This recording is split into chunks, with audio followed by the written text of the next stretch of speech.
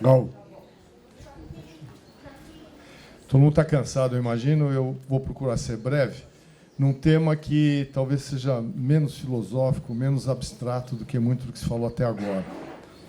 E o Tércio pediu para eu falar sobre a relação dos remédios, dos médicos e dos hospitais com a imprensa. Isso aqui é jogo duro. Bom, tem duas premissas que têm que ser levadas em conta. Que a saúde é algo que funciona, existe para o bem-estar, para a saúde das pessoas, para procurar a cura, procurar a paliação, procurar o conforto, a prevenção das doenças, a promoção da saúde. São um conjunto de ações. E tudo deveria funcionar para que isso fosse sempre melhor e melhor e melhor. Mas, na verdade, os players todos de um processo de saúde são de distintas áreas e de distintos interesses. Então, o fato é que não há essa convergência em função do paciente, das pessoas, de um modo geral. Vou falar algumas palavrinhas sobre cada um dos players. Primeiro, o médico, seguindo uma ordem lógica. No passado, o médico era um indivíduo que se relacionava diretamente com o paciente. As coisas eram resolvidas entre ele e o paciente. Hoje, existe um grande intermediário, que é o plano de saúde. O plano de saúde ele tem uma interferência absurda, seja ele público, que é o SUS, seja ele o privado, ele tem uma interferência absurda no que vai acontecer, principalmente tendo em vista no público as limitações do sistema, que falta equipamento, faltam medicamentos, falta uma série de coisas, falta gente qualificada em muitas áreas, os princípios da universalidade, integralidade e equidade que norteiam o SUS não são cumpridos. Então, existe isso como um fato. E, no setor privado, o médico ele acaba tendo que trabalhar de forma diferente do que foi a vida dos médicos até há poucas décadas. Os médicos eram profissionais liberais e que estabeleciam suas relações pessoais com os pacientes. Os pacientes procuravam determinados médicos porque eles tinham prestígio, ou porque sabiam que eles tinham conhecimento. E hoje não. Hoje as pessoas procuram essencialmente o médico do plano de saúde. As pessoas procuram o hospital ou a instituição onde algum médico X é que vai atendê-lo, não sabe nada de quem será.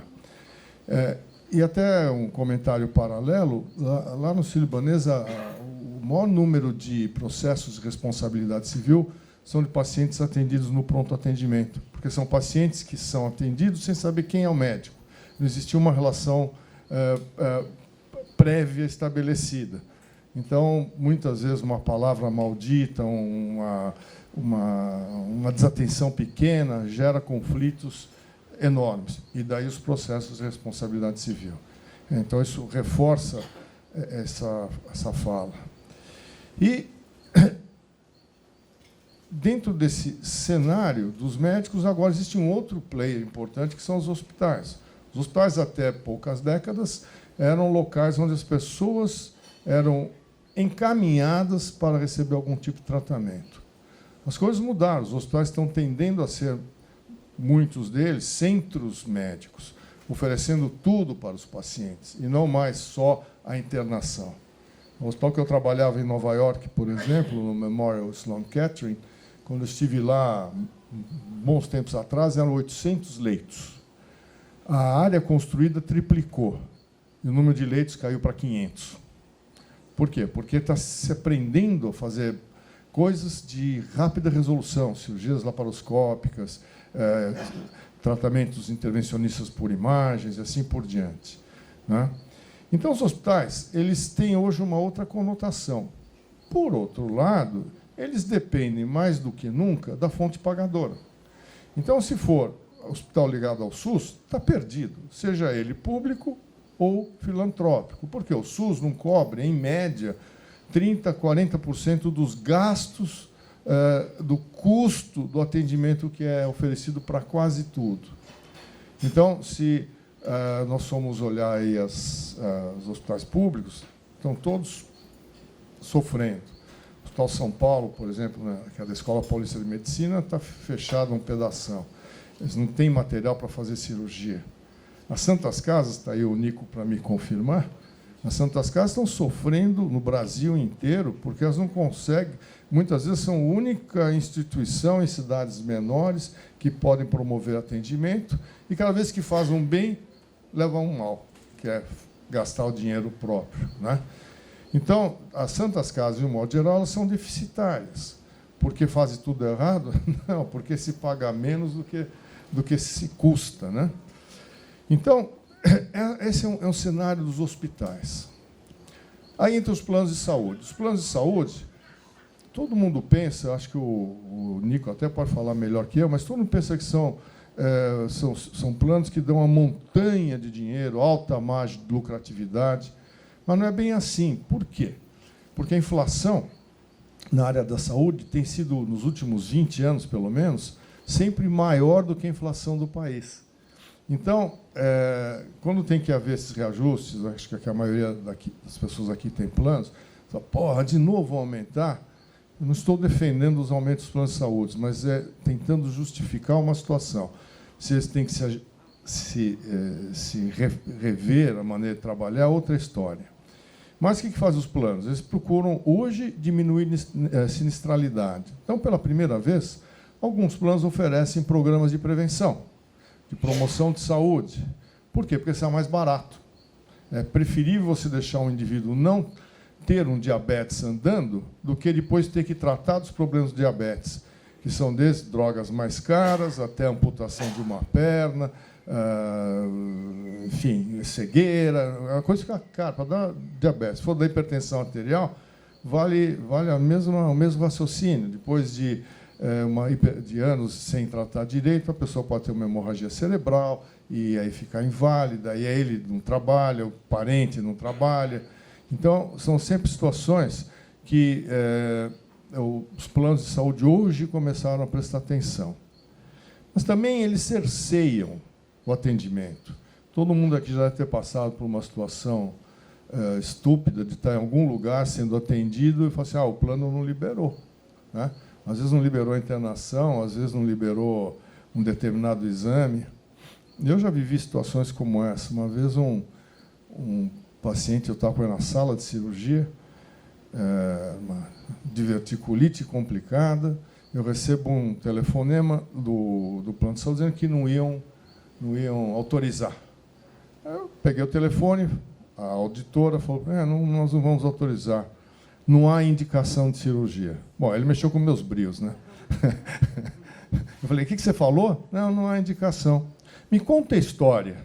Eu falei, não, senhora, você fala que não tem audição, quer que eu te conte a história? Não vou contar a história, vou operar, e se você criar qualquer problema para esse paciente, eu vou representar contra você no Conselho Regional de Medicina. Bom, eu fui lá me lavar, e nesse meio tempo chegou o recado que estava tudo liberado, óbvio, né? Outra vez também, que estava no pronto-socorro, me pediram para ver um moço, parecia ter apendicite aguda. Eu fui lá, examinei, fiquei em dúvida. Tinha um ultrassom que deixava em dúvida. Falei, precisa fazer uma tomografia. Falei para a enfermeira, vamos fazer uma tomografia. Dá 2 minutos, a volta e fala assim, o convênio não liberou. Eu falei, bota o médico convênio. Aí, atendeu uma doutora, sempre elas, né? Atendeu uma doutora, mas a maioria dos auditores são mulheres. Atendeu uma doutora e falou assim, e eu falei, como é que, já de cara, né, já dei 2 patadas, como é que vocês não querem liberar a tomografia? Se não fizer a tomografia, eu vou acabar operando o paciente, causando sofrimento desnecessário, se não for apendicite, causando custos para vocês, se não for apendicite. Então, a tomografia me ajuda muito. Eu falei assim, não, professor, não fica bravo, não fica bravo. Eu falei, não é que eu não fico bravo, eu fico muito bravo com uma atitude como a sua, né? Está cerceando eu fazer as coisas direito. Bom, para resumir, fiz a tomografia, fiquei em dúvida, não operei, no dia seguinte tinha passado a dor, mandei o paciente embora. Mas essas coisas são do dia a dia, né? Então, às vezes, o paciente precisa fazer uma quimioterapia e o convênio não libera as drogas mais modernas porque são muito caras. Então, tem todos esses cerceamentos, que é algo que precisa ser melhor equacionado em nosso país. A incorporação de novas tecnologias, de esquemas terapêuticos mais onerosos, é sempre um problema. O outro player é a indústria. E a indústria tem três áreas básicas: a de equipamentos, de materiais e de medicamentos. De equipamento, a gente saiu daquela fase romântica, quando estava na faculdade, que era um estetoscópio e um aparelho de pressão. Era o que a gente tinha de equipamento. No hospital, tinha um raio-x simples e olhe lá, né? Hoje não, hoje mudou tudo. Foram incorporados novos aparelhos para diagnósticos, tomografias, ressonância magnéticas, e cheio de truques, o PET-CT, e tudo isso custa.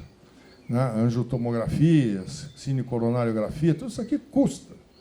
Mas se dá diagnósticos melhores. Será que tudo que se oferece, que existe, precisaria mesmo ser utilizado? Aí é outra questão, porque existe uma pressão da indústria de equipamentos enorme para que essas novas tecnologias sejam incorporadas. Há uns 15 anos atrás, eu dirigi o Sírio-Libanês e me chamaram para ver a tecnologia de robô. Na época, robô era uma tecnologia procurando uma indicação. Não servia para nada. Depois, os urologistas viram que facilitava a cirurgia de próstata operar com a operação com robô. Então, ganhou uma indicação. O que está acontecendo hoje? Virou modernidade.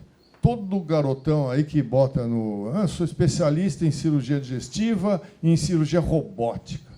Não serve para nada, ou para quase nada. Então, está sendo forçado um uso de um equipamento que é caro, que onera o paciente, onera o plano de saúde, de forma desnecessária. Né? Então, existe essa pressão da indústria que precisa ser bem trabalhada.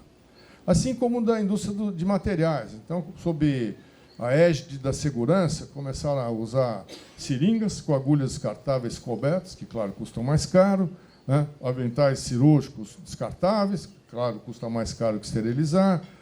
Os estentes, cada hora sai um modelo mais sofisticado, mais caro. Né? Na laparoscopia, materiais para grampear, seccionar o intestino, estômago, etc., cada vez mais sofisticados, mais caros, e os índices de complicações iguais praticamente aos de 40 anos atrás, quando isso apareceu. Né? Mas o preço não. E, finalmente, de medicamentos. Medicamento é um dos melhores negócios do mundo. Vários anos atrás, a Grace, Ellen Grace, me presenteou com um livro chamado... esqueci o nome do livro, mas era um livro que falava sobre os laboratórios. Aliás, que me dá de presente, procurou no Brasil inteiro, achou 2 unidades. Ela comprou, ou seja, alguém comprou tudo, né? Alguém comprou tudo. Mas ela mostrava, quem era a editora era uma mulher que foi diretora do FDA americano e que era editora do New England Journal of Medicine, que é uma respeitabilíssima revista médica. Então, ela falava assim, olha, das 500 mais, tinha umas 5, 6 que eram laboratórios. E esses laboratórios tinham a maior lucratividade dentre todas as empresas. E que usam de subterfúgios para não ficar lançando coisas novas. Então, por exemplo, omeprazol. Omeprazol que todo mundo já usou, usa, é muito comum, chegou no tempo de carência dele, poderia já se fazer genérico. Quando está chegando no tempo de carência, são medicamentos que vendem bilhões de dólares ano, eles inventam uma outra aplicação. Não, isso aqui é bom para prevenir ruga no nariz. Então, vamos fazer mais 6 meses e não sei o quê. Isso é muito comum. Bom, quando não deu mais para esticar o omeprazol, uma empresa lançou o esomeprazol, nome comercial Nexium, que todo mundo conhece. Sabe quanto, Tércio, eles gastaram para lançar nos Estados Unidos, de marketing inicial?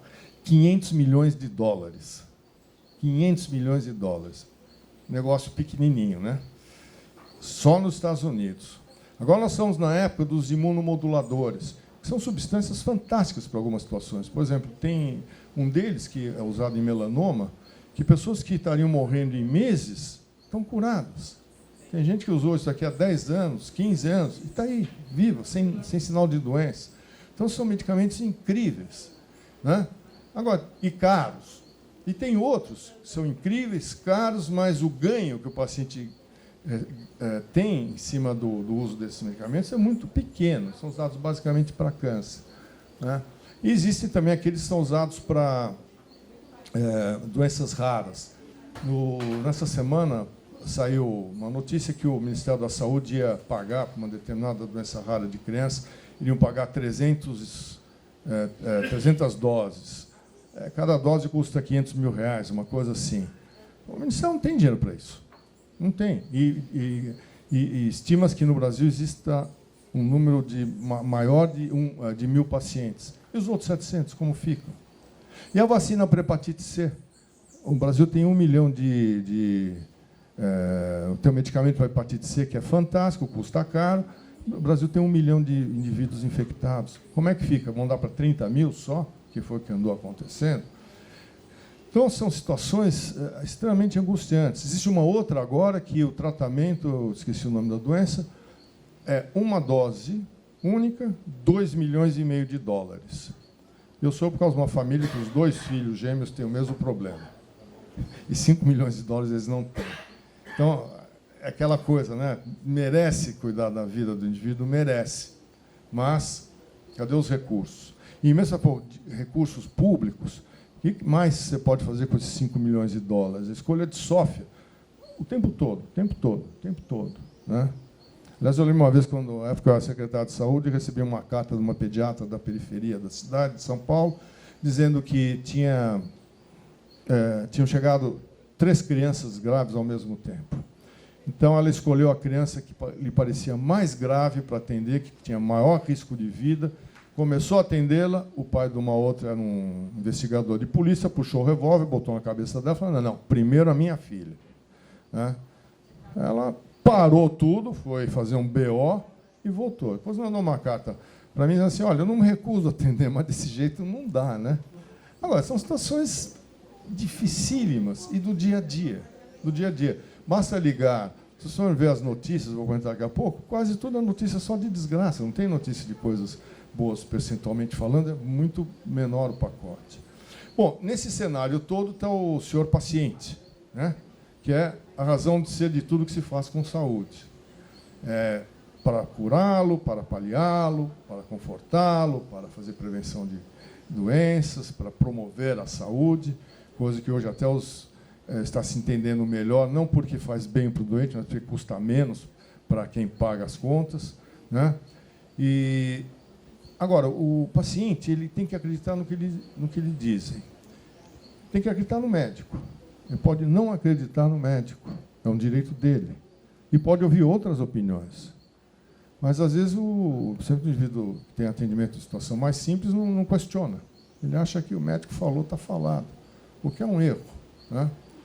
E ainda tem médico que fala um pouco grosso demais com os pacientes. É assim, se quiser, é assim, né? Então, são situações que ainda fazem parte do nosso dia a dia. Agora, o fato é que, com tudo que sai nas televisões, principalmente nas televisões, né, as pessoas passaram a estar mais bem informadas. Todo mundo sabe um pouquinho mais da sua doença, assim como sua mãe lá sabia do... Isso aqui. Sua mãe lá sabia sua sogra sabia do barco infringente, né? Hoje um monte de gente sabe mais coisas, o que é muito bom, né? Agora, nem sempre as informações chegam de forma correta. Por quê? Porque há vários desvios. E aí começa o drama. Então, por exemplo, propaganda de remédio. Tomou Doril, a dor sumiu, né? Pô, o que ganha o laboratório que vende Doril, vocês não fazem ideia, são centenas de milhões por ano. Então, cadê o embasamento científico disso? Ou, vamos dar tal medicamento para tratar seu câncer, porque eu acho que em você vai funcionar. Eu ouço isso bastante. Cadê o embasamento científico? Nós vivemos uma época da chamada medicina baseada em evidências.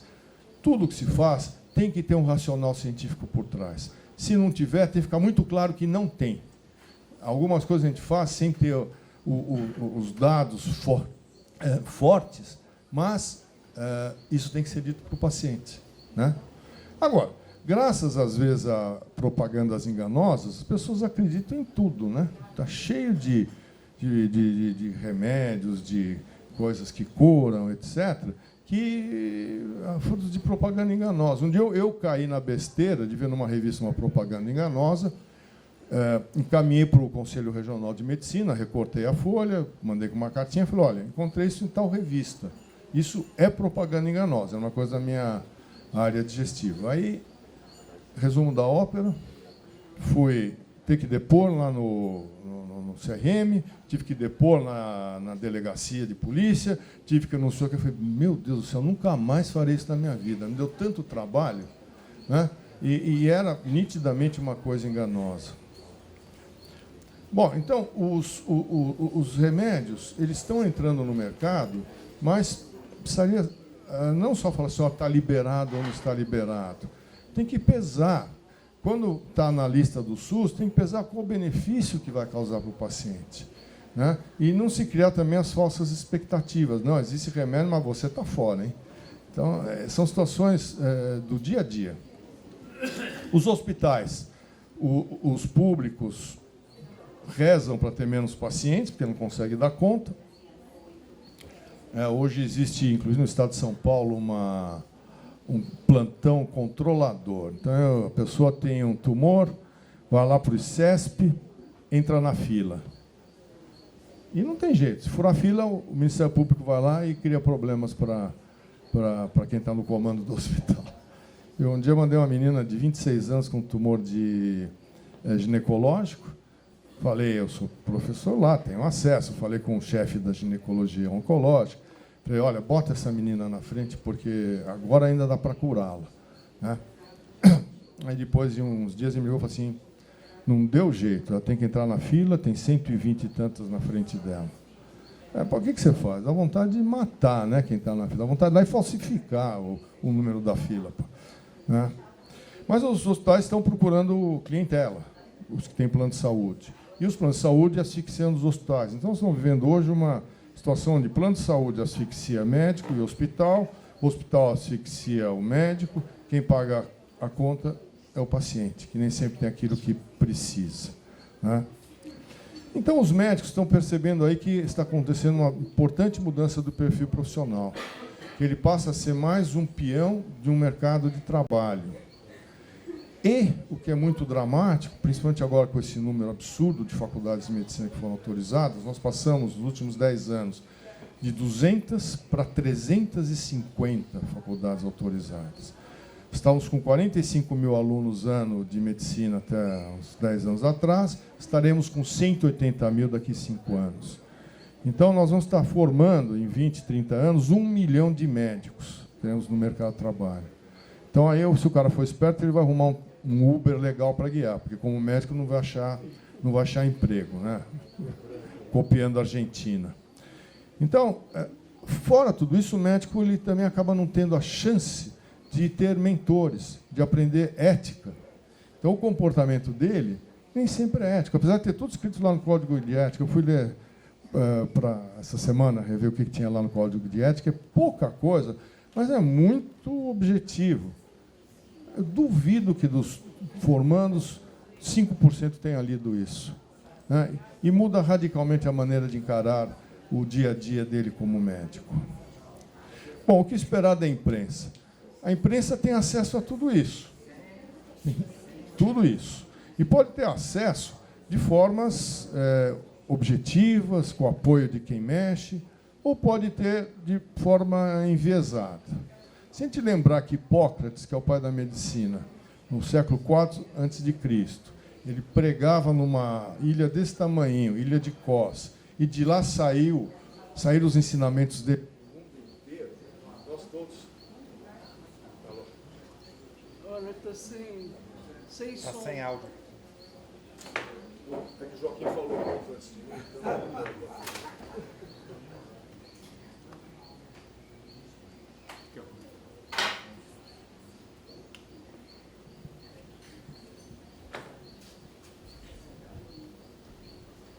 Obrigado.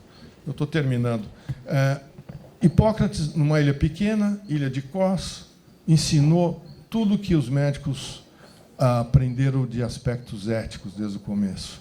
Aí ele, aliás, foi quem disse que doença não era coisa dos deuses, mas sim da ciência.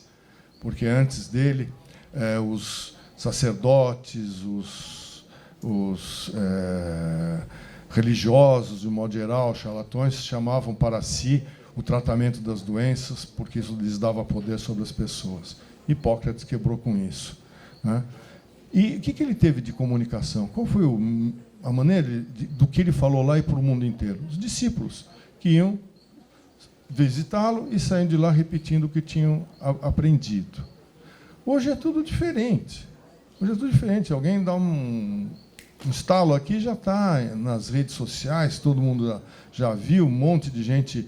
Hoje não tem paciente que vai no consultório que já não deu uma olhadinha no Google para saber da doença e para saber de mim. É rotina. É rotina, né? Mas todo mundo pode se informar. E a imprensa deve informar bem. Eu não sou contra entrar no Google, não sou contra entrar na Wikipedia. Acho que é bom. Acho que é bom. Agora, é nas redes sociais que aparecem as grandes mentiras. Eu volta e meia recebo coisas absolutamente falsas. Tem coisas que estou recebendo há 10 anos, a mesma notícia falsa que vai repicando.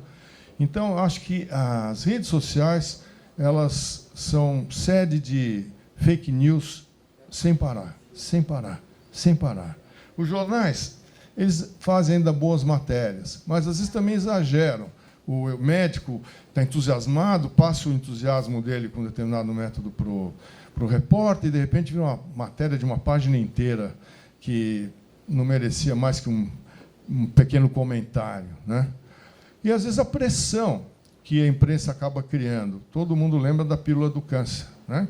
Que, uns 2, 3 anos atrás, começou com uma grande cura, um químico em São Carlos fazia, e não sei o quê. Aí o governador da época, o Geraldo Alckmin, que é médico, ele falou assim para mim, mas eu já vi gente que ficou melhor. Eu falei, pô, governador, você esqueceu que você é médico? Porque tem que usar ensaios clínicos, estudos randomizados, não é assim que se chega à conclusão que funciona ou não funciona, né?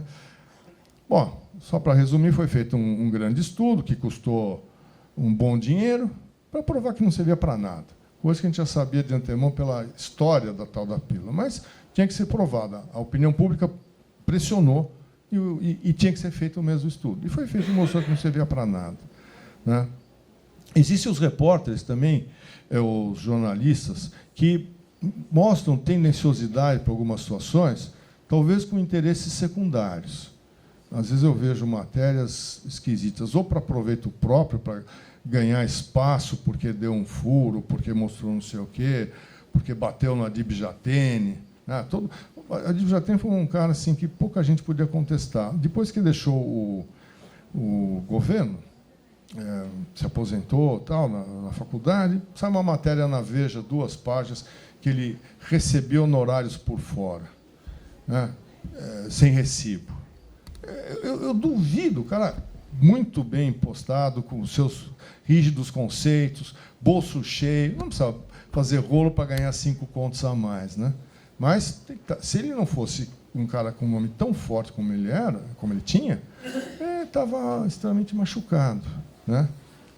Agora, eu acho que também os órgãos, os donos dos órgãos de imprensa devem tomar cuidado com os anúncios que são feitos de coisas que não têm valor.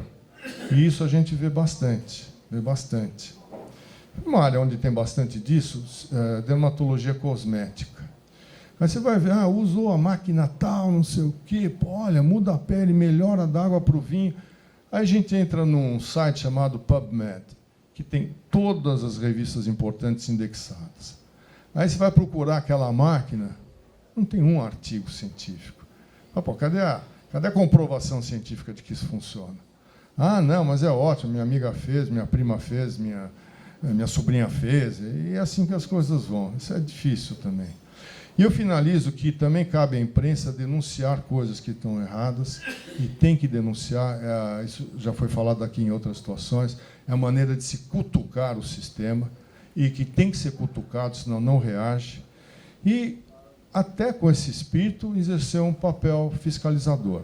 Apesar das entidades médicas, sociedades de especialidade terem essa preocupação, eu acho que quem tem a competência para fazer o papel fiscalizador é a imprensa em todos os níveis, né? Imprensa escrita, Google, redes sociais e assim por diante. Se nós tivermos mais gente competente entrando nisso tudo, interessada, seguramente o nível de informação que hoje todo mundo quer será de qualidade maior. Eu até, Eugênio, eu ia te perguntar, artigos excelentes precisam ir para as redes sociais, para todo mundo. E nem sempre eles vão, né? Nem sempre eles vão. Eu recebo muito pouco artigo em rede social, eu tenho uma tonelada de grupos, de coisas que me interessariam, né? Ou eu vejo nos jornais, né, que eu acho que o jornal hoje é página 2 e 3 do Estadão e da Folha, o resto é conversa, e aquilo lá devia estar acessível a todo mundo, né? E na área da saúde, às vezes é uma coisa pequena, é um artigo incisivo que muda a percepção das pessoas. E é somente com a percepção aguçada que o sistema de saúde pode melhorar. As pessoas cobrando e o quarto poder cobrando mais do que nunca. Esse é o caminho. Obrigado pela atenção.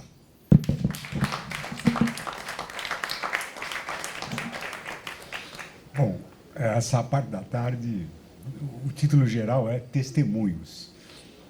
E esse foi um testemunho de como, fora de política ou fora da atuação de algum poder instituído, não, seja judiciário, seja legislativo, como é que funciona essa relação.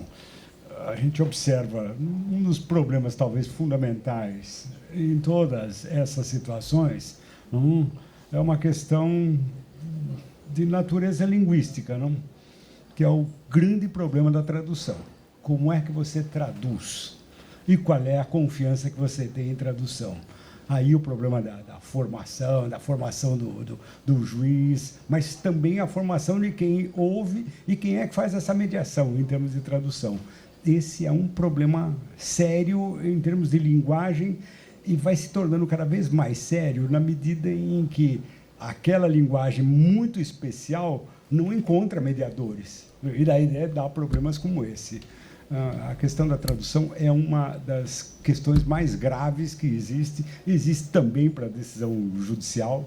É um problema você traduzir, não? Porque existe, inevitavelmente, termos técnicos. Não? O problema da tradução e na relação com a imprensa sempre foi um problema recorrente e com as mídias sociais fica muito mais agudo. Sem dúvida que é isso. Até porque, hoje, a medicina caminha para funcionar à base de guidelines. Guidelines escritos, às vezes, por instituições, hospitais, mas muitos deles por sociedades de especialidade. E lá diz o caminho, e também sempre sem engessar, o que pode, o que é melhor ser feito, assim por diante. Quem vai escrever qualquer artigo, é fácil, tem um site chamado guidelines.gov. Vai lá e tem tudo, de qualquer área, né? Então, quem vai escrever matéria, olha. Quem vai repicar notícias, olha. Porque com isso vai saber peneirar um pouco as bobagens que saem por aí. E, ao mesmo tempo, passar informação forte, sólida, para frente, né? Seguimos.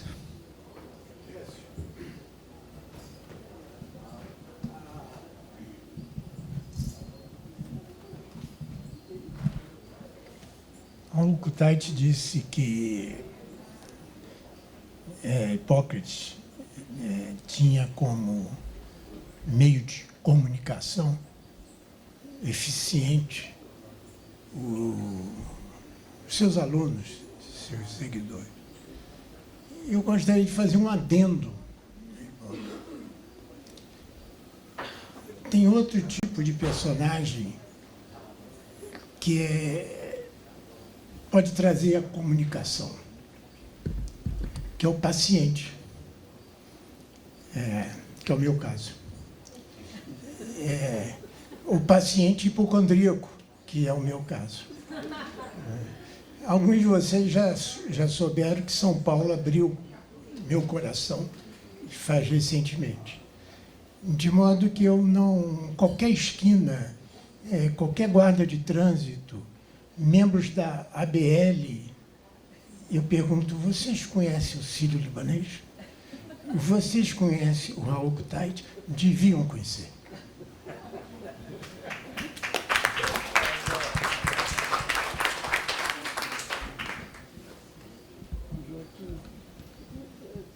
Eu queria falar, professor Tércio, estou muito feliz de estar aqui, e eu queria falar, fiquei pensando muito de manhã, eu já tinha, algumas coisas me provocaram, me incomodaram, eu fiquei com vontade de fazer um contraponto.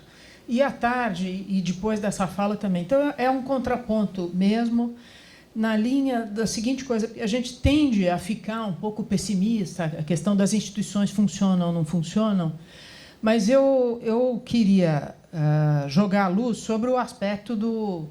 O que representam, quer dizer, vários exemplos. Quem você trouxe, Raul, a pessoa que vai se informar, a sogra do Joaquim, que vai se informar sobre as ações, os embargos infringentes, e eu não sei por que se tem uma questão geracional, se a gente tem uma resistência a tentar fazer uma leitura do que está acontecendo por aí. Eu lembro, há um tempo, eu fui escrever um artigo sobre teoria do Estado e falar da crise do Estado, e eu vi que, em 1907, se eu não me engano, já tinham escrito um artigo sobre a crise do Estado. Depois, em 1930, tinha outro artigo, porque em 1907 já era... Qual era a crise do Estado lá? Era a chegada da economia industrial, os operários. Em 1930, alguém escreveu sobre a crise do Estado, e ali a coisa era feia. Depois, em 1940, falaram de novo da crise do Estado. Eu não quero minimizar o que tem de crise, mas o que eu quero dizer é que tem uma leitura de um movimento na sociedade que nem sempre a gente está conseguindo ler ou está conseguindo enxergar, né? Então, o próprio fato, eu queria lembrar, e aqui fazendo uma homenagem, que 2 anos atrás eu tive aqui, e alguém perguntou para o professor Tércio, mas e as mulheres? Precisa chamar as mulheres. E aqui tem mulheres na mesa. Quanto as redes sociais não contribuíram para dar essa visibilidade e para trazer coisas que a gente não estava enxergando. Uma outra coisa também, nesse espírito de fazer um contraponto, é a questão dos dados da saúde pública. Eu tenho um dado no ano passado, nos 30 anos da Constituição, eu pegava um dado para comparar, uma coisa que saiu na Folha, deixa eu pegar aqui, em que a Folha comparava, era pouco antes das eleições, e ela dizia a diferença entre um candidato que sai agora e um candidato que se elegesse, ela dizia, olha, qual eram os números do Brasil, a diferença entre 1989, logo depois das eleições, que o ministro Toffoli comentou, e um candidato em 2018, que a mortalidade infantil em 1989 era 48, e em 2018 era 13,8. Que a expectativa de vida, a esperança de vida em 1989 era 66 anos, e em 2018 era 75 anos. Então, são coisas... Eu tenho estudado as políticas públicas, e aí tem números que nem sempre fazem parte dessa realidade. Tem um agregado e eu não quero ser ingenuamente otimista, mas eu quero dizer que tem maneiras de olhar e tem coisas para a gente olhar. Então, esse dado... E aí, nesse quadro, tinha um dado muito pessimista. Pessimista não, muito negativo, que era a taxa de homicídio, só para contrapor a ideia de que tem uma melhora espontânea. Não tem nada espontâneo. Tem um monte de trabalho, tem trabalho de organização de política pública, tem uma base democrática que empurra as coisas para frente, empurra diferentemente conforme as pessoas e conforme os atores. Então, quando se mostrava as taxas de homicídio, esses mesmos quadros, diziam, em 89 eram 22 por 100 mil, e em 2018 isso tinha crescido, era 26 por 100 mil. Piorou muito.